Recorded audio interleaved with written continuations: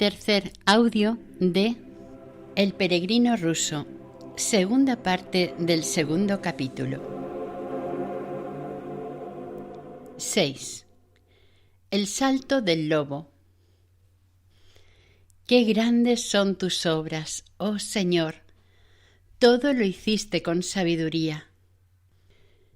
En mis peregrinaciones me he encontrado con casos bien extraordinarios.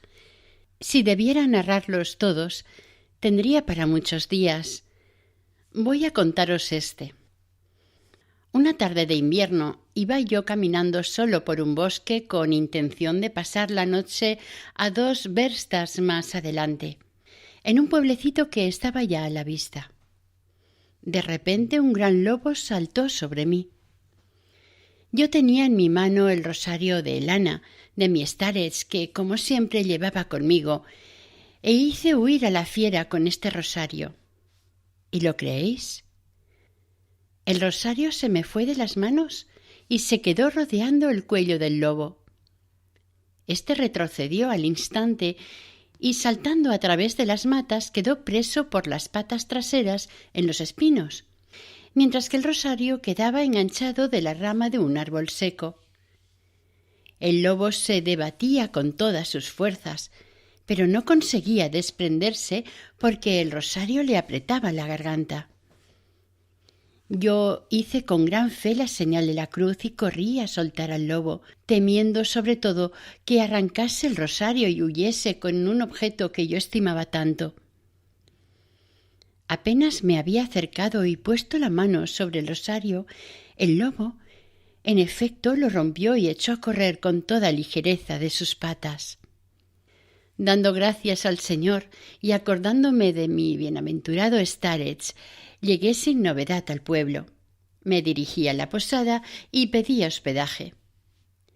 Entré en la casa en la que 2 viajeros estaban sentados a la mesa. El uno era ya viejo y el otro de edad madura y corpulento. Pregunté quiénes eran al campesino que guardaba sus caballos, y éste me contestó que el anciano era maestro y el otro escribano de juez de paz. Los 2 son de origen noble y los llevo a la feria a 20 verstas de aquí.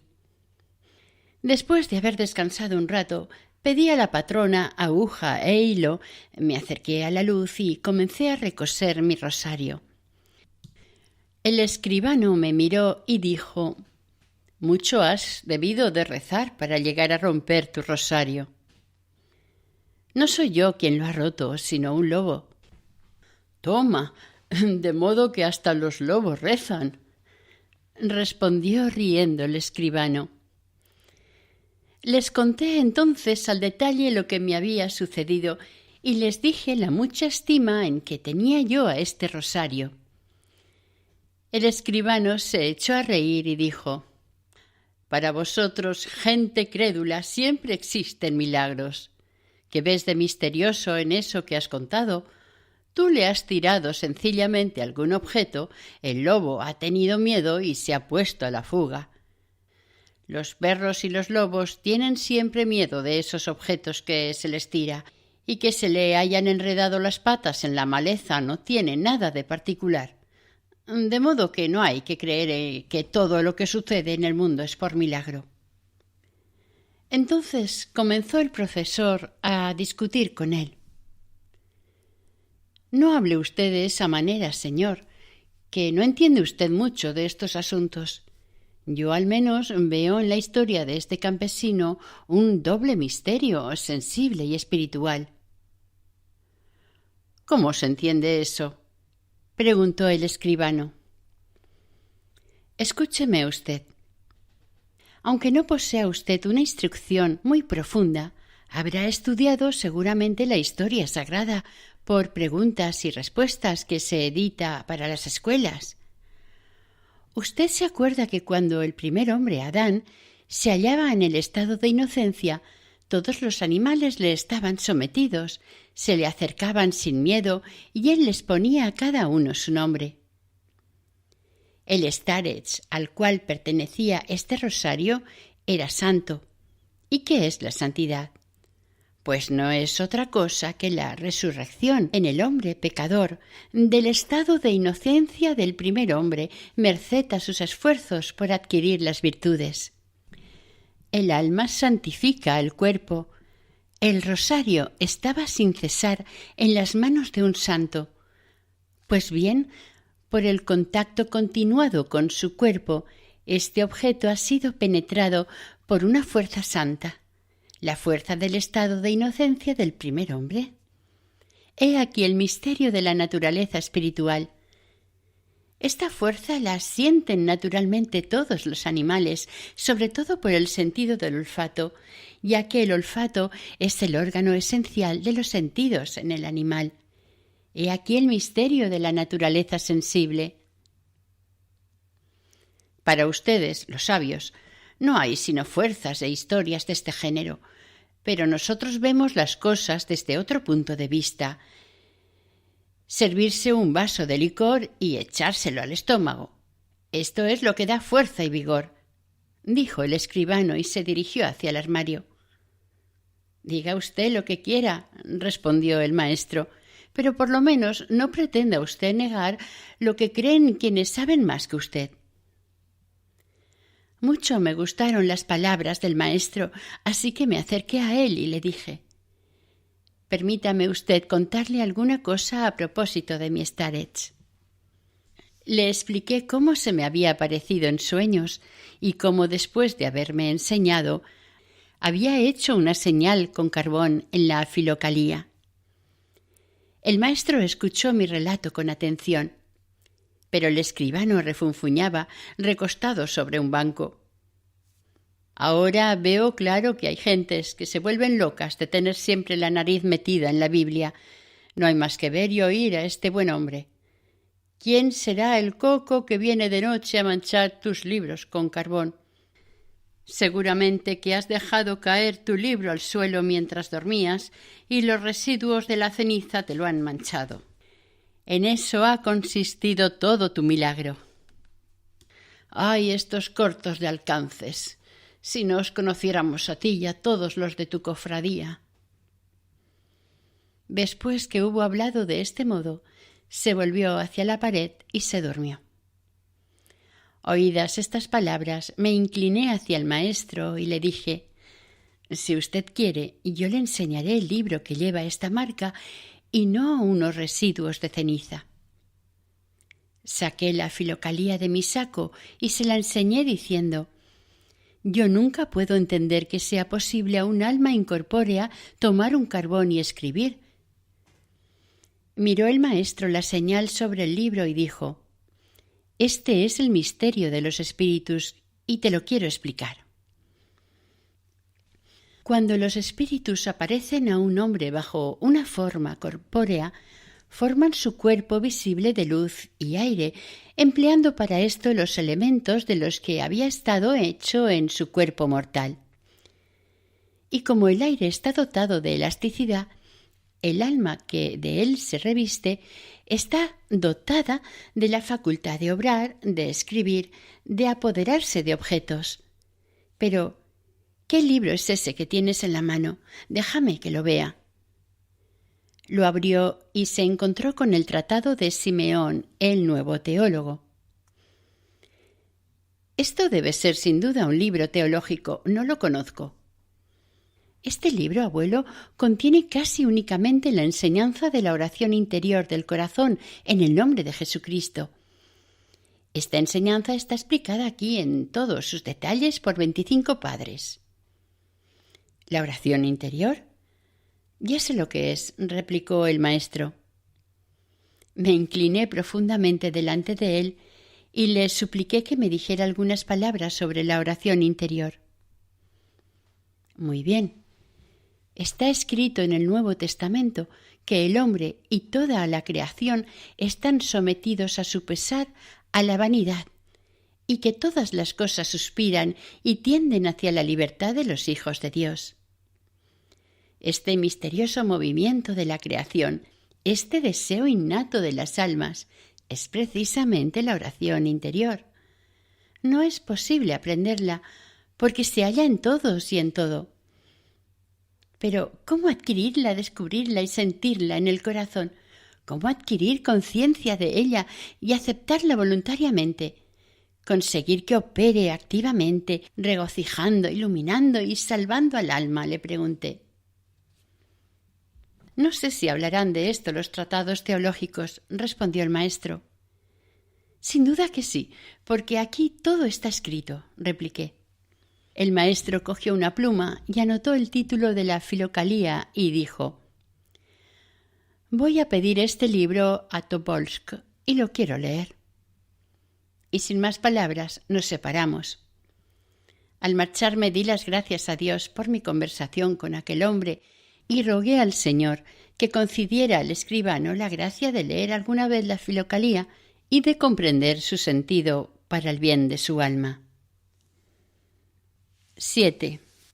La joven de la aldea. En otra ocasión, por primavera, llegué a un pueblecito y me detuve en casa del sacerdote. Era este un hombre excelente que vivía solo. Pasé 3 días en su casa.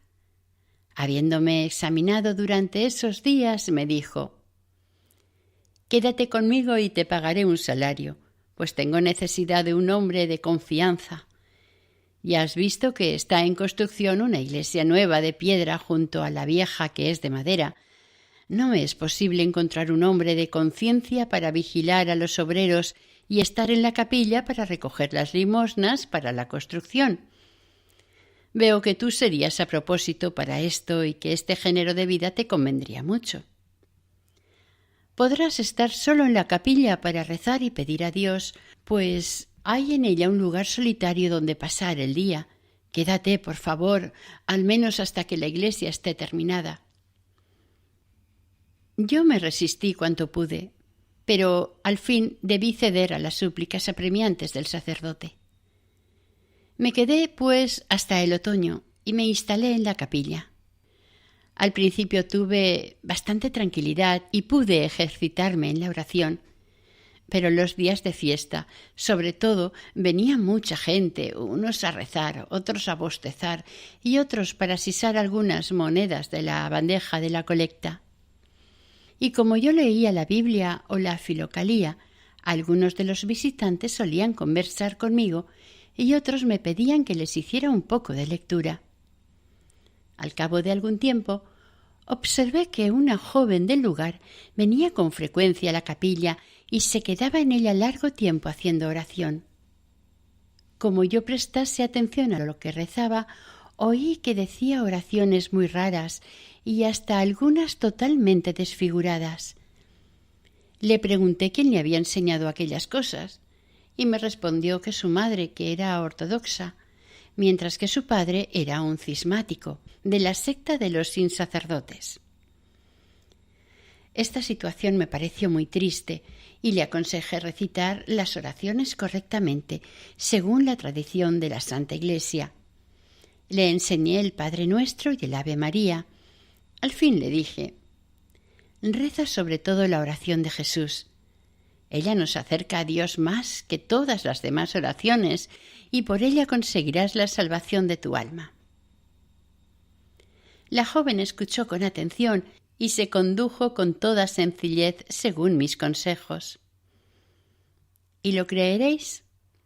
Poco tiempo después me anunció que se había acostumbrado a la oración de Jesús y que sentía el deseo de repetirla incesantemente siempre que le era posible. Cuando rezaba sentía alegría y finalmente un gran gozo, así como el deseo de continuar rezando. Todo esto me causó gran contento y le aconsejé que siguiera rezando cada día más, invocando el nombre de Jesucristo. El verano tocaba a su fin. Muchos de los visitantes de la capilla venían a visitarme, no solamente para pedir un consejo o una lectura, sino para contarme sus dificultades familiares y aún a preguntarme cómo hacer para encontrar los objetos perdidos. Indudablemente muchos me tomaban por un adivino. Y he aquí que un día de aquellos vino la joven, toda llena de amargura, a preguntarme qué es lo que debía hacer. Su padre quería casarla contra su voluntad con un cismático como él, y el oficiante sería un campesino. —¿Es esto un matrimonio legal? —clamaba la pobre. —Esto no es sino puro libertinaje. Quiero huir a cualquier lugar que sea. Yo le repliqué: —¿Y a dónde huirás? Que no te encuentren enseguida. En estos tiempos en ninguna parte podrás ocultarte, pues careces de toda documentación. Fácilmente darán contigo. Es mejor rogar a Dios con fervor y celo, que desbarate por sus caminos los propósitos de tu padre y que guarde tu alma del pecado y de la herejía. Esto es siempre mejor que tu idea de fuga. Pasaba el tiempo. El ruido y las distracciones me resultaban cada vez más penosas. Y por fin, al terminar el verano, decidí abandonar la capilla y volver a peregrinar como antes. Me presenté al sacerdote y le dije: «Padre mío, usted conoce mi manera de ser. Yo necesito tranquilidad para ocuparme en la oración, y aquí no encuentro sino bulla y distracciones. Ya he cumplido con lo que usted me había pedido, quedándome todo el verano. Ahora permítame seguir mi camino y bendiga mi solitaria ruta». El sacerdote no quería dejarme ir y buscó convencerme con algún discurso. «¿Qué es lo que te puede impedir orar en este lugar? Ninguna ocupación tienes más que permanecer en la capilla y la mesa la encuentras puesta. Continúa rezando aquí día y noche, si así te place, y vive con Dios. Tú vales y eres útil aquí. No dices tonterías a los visitantes. Eres fiel y honrado, y además aseguras ciertas limosnas a la Iglesia de Dios. Esto es mejor a los ojos de Dios que tu oración solitaria. ¿Por qué vivir todo el día solo? Entre la gente, la oración se hace con mucha más alegría. Dios no creó al hombre para que no se conozca más que a sí mismo, sino para que cada uno ayude a su prójimo, comunicándose unos a otros la salvación según las posibilidades de cada cual. Fíjate en los santos y en los doctores ecuménicos. Día y noche estaban en movimiento y, preocupados por la Iglesia, predicaban en todas partes y no se ocultaban en la soledad lejos de sus hermanos. Cada uno recibe de Dios el don que más le conviene, Padre mío. Muchos predicaron a las muchedumbres y otros muchos vivieron en soledad. Cada uno obraba según su propia inclinación, creyendo que era el camino de salvación que Dios mismo le indicaba. Pues, ¿cómo explicará usted que tantos santos hayan rechazado todas las dignidades y los honores de la Iglesia huyendo al desierto a fin de no ser tentados en el mundo? San Isaac el sirio abandonó de esta manera a sus fieles, y el bienaventurado Atanasio, el atonita, dejó su monasterio. Consideraban estos lugares como demasiado seductores y creían en verdad en las palabras de Jesucristo, de que les sirve al hombre ganar el mundo entero si pierde su alma. «Pero es que esos eran grandes santos», contestó el sacerdote. «Si los santos se guardaban con tanto cuidado del contacto con los hombres», respondí yo, «¿qué no deberá hacer un desgraciado pecador?». Finalmente, dije adiós a aquel buen sacerdote y nos separamos afectuosamente. Después de caminar 10 verstas, me detuve para pasar la noche en un pueblecito. Allí había un campesino enfermo de muerte. Yo aconsejé a su familia que le hiciera comulgar con los santos misterios de Cristo, y llegada la mañana mandaron al pueblo en busca del sacerdote. Yo me quedé allí, a fin de inclinarme delante de los santos dones y rezar durante la administración de tan gran sacramento. Estaba sentado en un banco delante de la casa esperando la llegada del sacerdote, cuando de repente vi venir corriendo hacia mí aquella joven que había visto rezando en la iglesia. «¿Cómo llegaste hasta aquí?», le pregunté. «Es que en mi casa estaba ya todo preparado para casarme con el cismático y he huido». y luego, echándose a mis pies, me suplicó: «Ten compasión de mí, tómame conmigo y llévame a un convento. Yo no quiero casarme, sino vivir en el convento rezando la oración de Jesús. A ti te escucharán y me recibirán». «¿Qué es lo que dices? ¿A dónde quieres que te lleve? Si no conozco un solo convento por estos lugares, ni cómo llevarte conmigo, no teniendo como no tienes pasaporte. En estas condiciones no te será posible detenerte en ninguna parte, te harán volver a tu casa y te castigarán por vagabunda. Mejor será que te vuelvas a casa y ruegues a Dios. Y si no quieres casarte, finge alguna incapacidad. Se llama a esto una ficción piadosa. Así obró la Santa Madre de Clemente, la bienaventurada Marina, que se santificó en un monasterio de hombres, y otros muchos». Mientras hablábamos de esta manera, vimos llegar a 4 campesinos en un carricoche galopando derechos a donde estábamos nosotros. Apoderándose de la joven, la hicieron subir al carro y la enviaron por delante con uno de ellos. Los otros 3 me ataron mano con mano y me volvieron al lugar donde había pasado el verano. A todas mis explicaciones respondían vociferando: «Vaya con el santito este, ya te vamos a enseñar a seducir a las muchachas». Hacia el atardecer me llevaron a la cárcel, me pusieron el cepo en los pies y me encerraron para juzgarme por la mañana siguiente. El sacerdote, al saber que me hallaba preso, vino a visitarme. Me trajo de comer, me consoló y me dijo que él tomaría a su cargo mi defensa y declararía como confesor que yo estaba bien lejos de tener las intenciones que me querían atribuir. Estuvo un poco de tiempo conmigo y se fue. Al llegar la noche, el preboste de la jurisdicción vino a pasar por aquel lugar y le contaron lo que sucedía. Dio orden de convocar la asamblea comunal y de llevarme a la casa de justicia. Entrados en ella, permanecimos de pie esperando. En esto llegó el preboste dispuesto a proceder inmediatamente. Se sentó en el estrado guardando su sombrero y gritó: «A ver, Epifanio, esta joven, tu hija, ¿no se ha llevado nada de tu casa?» «Nada, señor». «¿No ha hecho alguna bellaquería con este idiota?» «Ninguna, señor». «Entonces el asunto está terminado, juzgado y decidimos. Con tu hija arréglate como mejor te parezca. A este tunante le pediremos que se vaya lejos de aquí, después de haberle impuesto un buen correctivo para que nunca se le ocurra poner de nuevo los pies en este pueblo, y se acabó». Y sin añadir una palabra más, el preboste se levantó y se fue a dormir.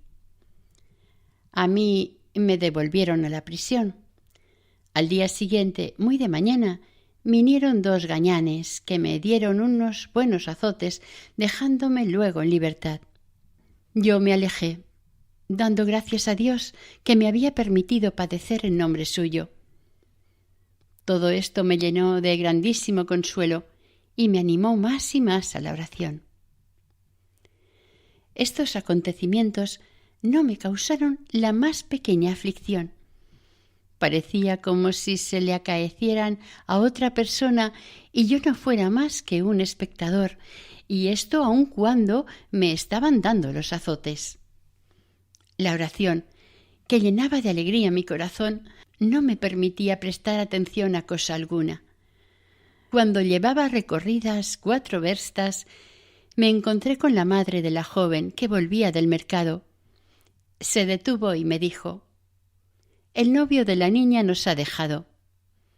Se ha enojado contra Aculca y todo por haberse ido de casa». Luego me dio un pan y un pastel y yo seguí mi camino.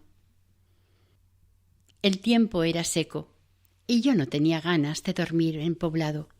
En esto vi en el bosque 2 montones de heno y a ellos me fui para pasar la noche. Me quedé dormido y empecé a soñar que iba camino adelante, leyendo los capítulos de San Antonio el Grande en la Filocalía. En esto se presentó el starets y me dijo: No es esto lo que tienes que leer. Y me indicó el capítulo 35 de Juan de Cárpatos, en donde está escrito: a veces el discípulo se ve expuesto al deshonor, pero sobrelleva estas pruebas por aquellos a quienes ha ayudado espiritualmente. Y me señaló asimismo el capítulo 41, en el que se dice: todos aquellos que se entregan con mayor ardor a la oración están más expuestos a terribles y fortísimas tentaciones. Luego me dijo: ánimo y no decaigas nunca de valor. No olvides las palabras del apóstol: mayor es quien está en vosotros que quien está en el mundo. Ahora has visto por experiencia que no hay tentación que esté sobre las fuerzas del hombre, porque Dios dispondrá con la tentación el éxito para que podáis resistirla. Por la esperanza en el auxilio del Señor fueron sostenidos los santos, que no pasaron la vida solamente rezando, sino que buscaron, por amor, enseñar y dar luz a los demás. Mira lo que dice a este propósito San Gregorio de Tesalónica: no basta orar incesantemente, según el mandamiento divino, sino que debemos exponer esta enseñanza a todos, monjes, laicos, inteligentes o simples, hombres, mujeres o niños, a fin de despertar en ellos el celo por la oración interior. El bienaventurado Calixto Teicoudas se expresa de la misma manera. La actividad espiritual, es decir, la oración interior, escribe, el conocimiento contemplativo y los medios de elevar el alma no se han de guardar para uno mismo, sino que se deben comunicar por la escritura o por el discurso, a fin de procurar el bien y el amor de todos. Y la palabra de Dios declara que el hermano a quien su hermano ayuda es como una ciudad alta y fortificada. En todas estas cosas hay que huir de la vanidad con toda la fuerza del alma y vigilar para que la buena semilla de las divinas enseñanzas no sea arrastrada por el viento. Cuando me desperté, sentí una gran alegría en mi corazón y muy renovado vigor en mi alma, y sin más continué mi camino. 8. Bastante tiempo después, todavía tuve otra aventura. Os la voy a contar si no os parece enojoso. Un día, el 24 de marzo, sentí grandísima necesidad de comulgar con los santos misterios de Cristo, el día consagrado a la Madre de Dios, en recuerdo de su divina anunciación. Pregunté si había por aquellos lugares alguna iglesia y me dijeron que había una a 30 verstas. Emprendí la marcha caminando lo que quedaba del día y toda la noche a fin de llegar a la hora de maitines. El tiempo era muy malo. A ratos nevaba, a ratos llovía y soplaba además un viento violento y frío. La ruta atravesaba un riachuelo y daba sobre él los primeros pasos cuando el hielo se rompió bajo mis pies. Caí al agua hasta la cintura y llegué todo empapado a maitines, que oí, así como la misa, durante la cual Dios permitió que pudiera comulgar. Para poder pasar el día en paz, sin que nada turbase mi gozo espiritual, pedí al guardián que me permitiera estar hasta el día siguiente en la casilla de guardia. Pasé este día en medio de una dicha indecible y en la paz del corazón. Tendido en un banco en esta helada cabina, estuve tan bien como si reposara en el seno de Abraham. La oración obraba con eficacia. El amor a Jesucristo y a la Santa Madre de Dios recorría mi corazón en oleadas bienhechoras y tenía sumergida mi alma en un éxtasis lleno de consuelo. En el momento de echarse la noche encima, sentí de repente un violento dolor en las piernas y recordé que me las había mojado. Pero rechazando esta distracción, me concentré de nuevo en la oración y ya no volví a sentir el mal. Cuando por la mañana quise levantarme, me fue imposible mover las piernas que estaban sin fuerzas, tan blandas como unos algodones. El guardián me tiró del banco abajo y allí me quedé 2 días por no poderme mover. Al tercer día el guardián me echó de la barraca diciendo: «Si mueres aquí, aún tendremos el trabajo de correr y ocuparnos de ti». Arrastrándome con las manos, pude llegar hasta la escalinata de la iglesia y allí me quedé echado por tierra. Las gentes que pasaban no me prestaban la menor atención ni a mí ni a mis ruegos. Hasta que al fin un campesino se acercó a mí y empezó a hablarme. Después de algunas palabras vino a decir: «¿Qué me darás si te curo? Yo tuve exactamente lo mismo que tú y conozco un remedio». Le respondí que no tenía nada. «¿Qué es lo que tienes entonces en tu alforja?» «No tengo sino pan seco y algunos libros». «Bueno, entonces dame palabra de trabajar en mi casa durante un verano si llegas a sanar». «Tampoco puedo trabajar, ¿no ves que no tengo más que un brazo que pueda valerse?»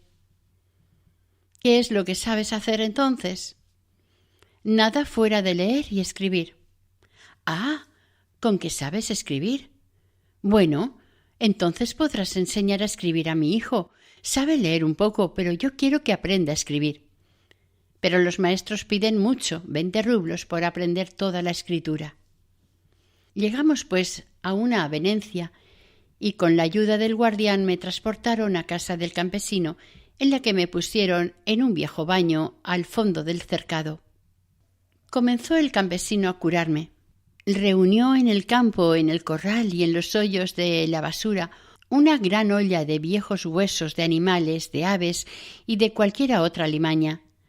Los lavó, los hizo pedazos muy pequeños, rompiéndolos con una piedra, y los echó en una gran marmita. La tapó con una tapadera que tenía un agujero en el centro y lo echó todo en un recipiente que había puesto bien hondo en la tierra. Untó con gran cuidado el fondo de la marmita con una espesa capa de tierra arcillosa y la cubrió de troncos que dejó arder durante más de 24 horas. Al colocar los troncos decía: «Todo esto va a formar un alquitrán de huesos». Al día siguiente desenterró el recipiente, en el cual se había depositado por el orificio de la tapadera como 1 litro de líquido espeso, rojizo y aceitoso, que olía a carne fresca. Los huesos que quedaron en la marmita, de negros y podridos que eran, tenían ahora un color tan blanco y transparente como el nácar o las perlas.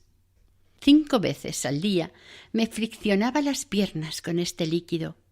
¿Y lo creeréis? Al día siguiente noté que podía mover los dedos, al tercer día ya podía doblar las piernas y al quinto me podía tener en pie y caminar por el patio con la ayuda de un bastón. Al cabo de una semana mis piernas habían recobrado la normalidad. Di gracias a Dios y me decía a mí mismo: la sabiduría de Dios échase de ver en sus criaturas. Unos huesos secos o podridos, prontos a convertirse en tierra, conservan en sí una fuerza vital, un color y un olor, y ejercen una acción sobre los cuerpos vivientes a los que son capaces de devolver la vida. Prueba es todo esto de la resurrección futura. Con qué placer hubiera hecho conocer todas estas cosas al guarda forestal en cuya casa había yo vivido, quien dudaba de la resurrección de los cuerpos. Habiendo recobrado la salud, como queda dicho, comencé a ocuparme del niño. Escribí como modelo la oración de Jesús y se la hice copiar enseñándole cómo ir formando las letras con arte. Tal ocupación me resultaba muy cómoda, pues el niño servía durante el día en casa del intendente y solo venía a buscarme mientras aquél dormía, es decir, por la mañana muy temprano. El niño era inteligente y pronto aprendió a escribir casi correctamente. El intendente, al verle escribir, le preguntó: «¿Quién es el que te da lecciones de escritura?». Respondió el niño que era el peregrino manco que vivía en la casa de su padre en el viejo baño.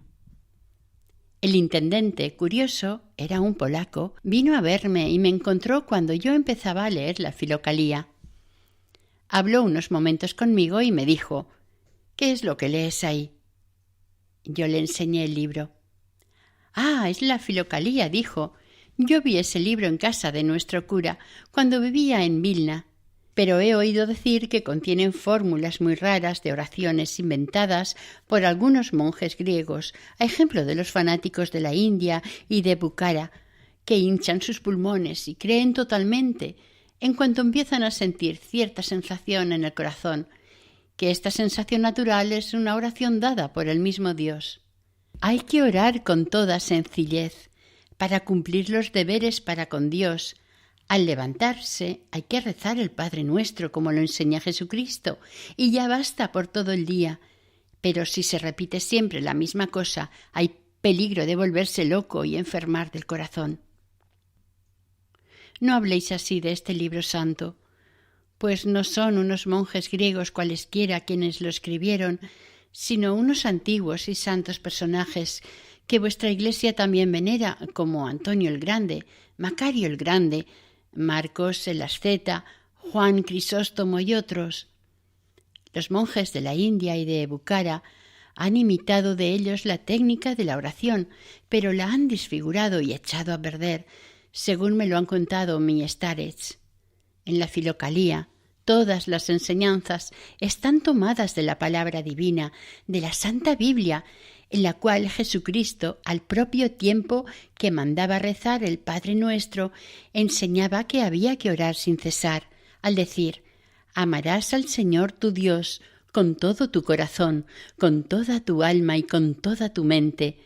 Velad y orad, permaneced en mí y yo en vosotros».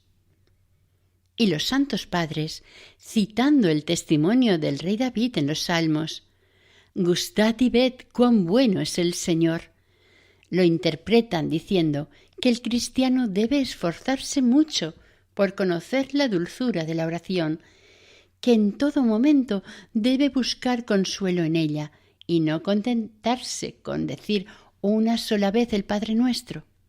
Escuchad, y os leeré lo que dicen los padres de aquellos que no ponen cuidado alguno en estudiar la bienhechora oración del corazón.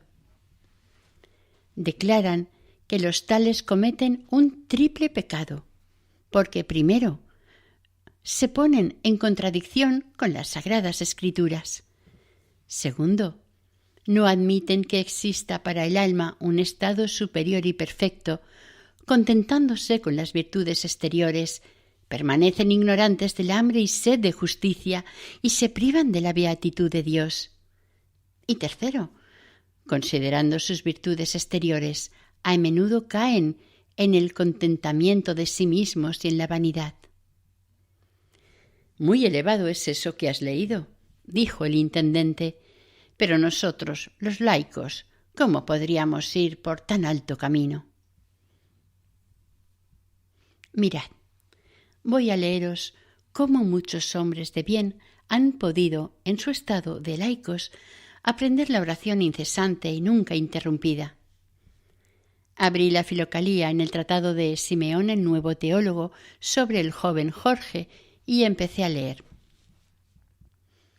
Gustó la lectura al intendente y me dijo: «Dame este libro que lo iré leyendo en mis ratos libres». «Si queréis, os lo prestaré para un día, pero no para más, pues yo leo sin cesar y me es imposible pasar sin él. Pero por lo menos podrás copiarme ese pasaje. Hazlo y te daré algún dinero». «No tengo necesidad de dinero, pero os lo copiaré de muy buena gana, esperando que Dios os dé celo por la oración». Sin pérdida de tiempo, saqué una copia del pasaje que le había leído. Se lo leyó él a su mujer y ambos lo encontraron muy interesante y hermoso. Desde aquel día me enviaban a buscar de vez en cuando. Iba yo a su casa con la Filocalía y les hacía alguna lectura que ellos escuchaban tomando el té. Un día me hicieron quedar a comer. La mujer del intendente, una muy amable señora de edad, estaba comiendo pescado asado a la parrilla, cuando de repente se tragó una espina. A pesar de todos nuestros esfuerzos, nos fue imposible sacársela. La señora sufría mucho de la garganta y al cabo de 2 horas hubo de acostarse. Enviaron a buscar al médico, que vivía a 30 verstas de allí, y yo me volví a casa entristecido. Durante la noche, como yo durmiera con sueño ligero, oí de repente la voz de Miss Tarrett sin ver a nadie. La voz me dijo: «Tu patrón te curó a ti. ¿Y tú? Nada puedes hacer por la intendente. Dios nos mandó compadecernos de los males del prójimo». De buena gana le ayudaría, pero ¿cómo puedo hacerlo? Yo no conozco remedio alguno. Esto es lo que has de hacer. Esa señora sintió siempre gran repugnancia por el aceite de ricino, cuyo solo olor le produce náuseas. Ve, pues, y dale una buena cucharada de ese aceite.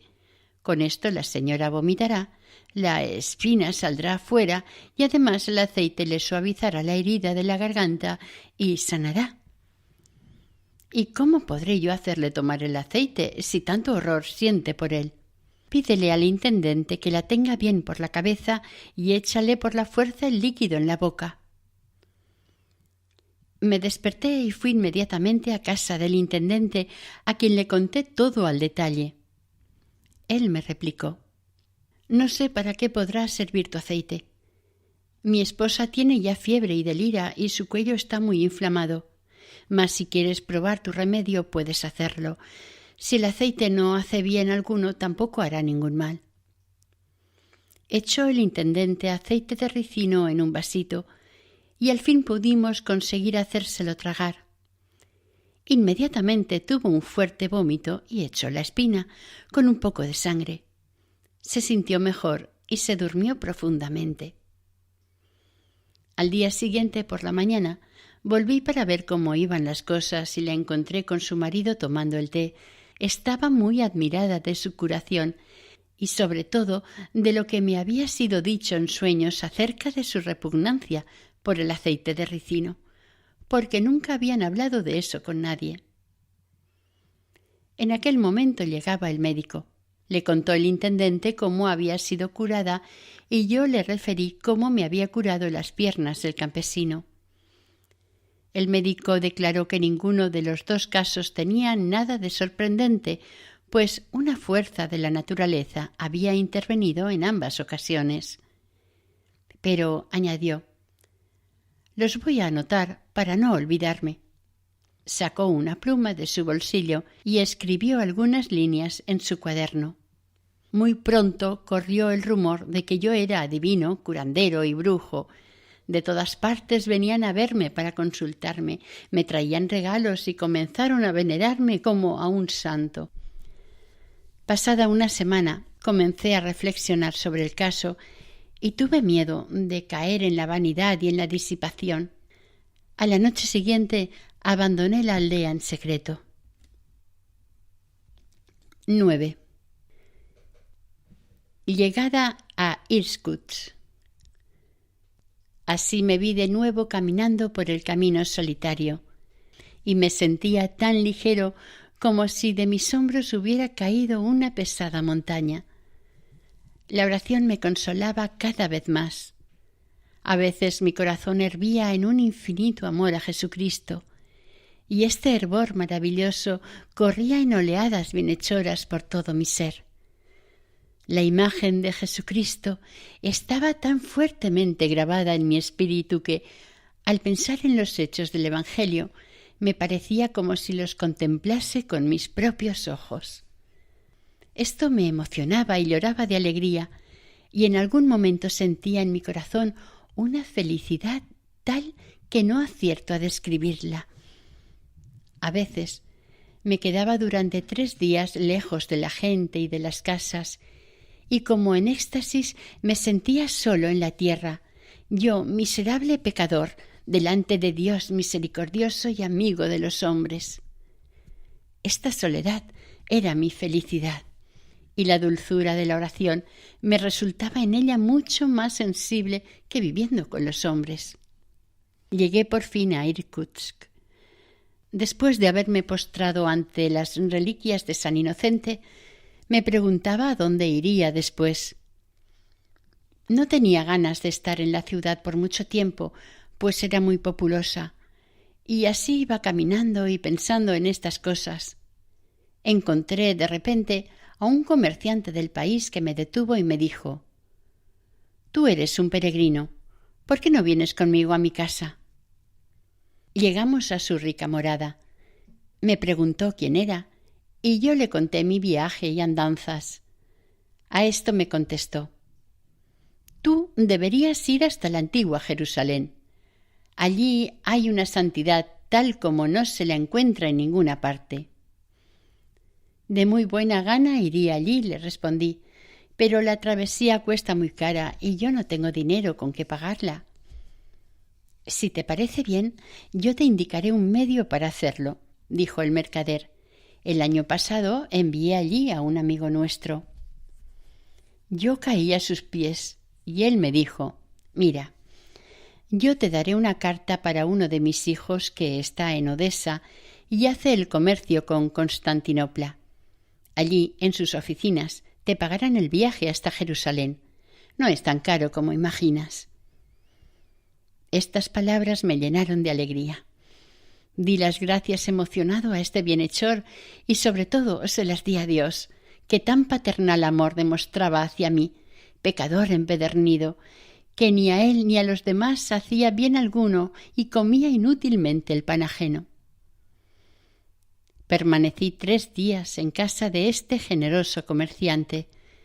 Me dio una carta para su hijo y yo me dirigí a Odessa con la esperanza de llegar a la santa ciudad de Jerusalén, pero ignorando si el Señor me permitiría postrarme de hinojos delante de su sepulcro vivificador.